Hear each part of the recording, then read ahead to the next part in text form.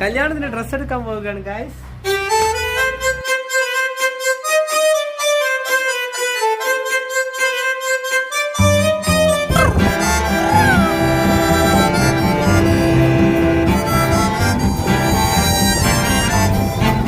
ഇത് പുത്തൻ കാലം പുതുപുത്തൻ ലോകം ജനറേഷൻ തോറും മാറും പുതുലോകം. ഇത് പുത്തൻ കാലം പുതുപുത്തൻ ലോകം ജനറേഷൻ തോറും മാറും പുതുലോകം. ഈ ലോകത്തിൽ തിരക്കേറിയോടുമ്പോഴും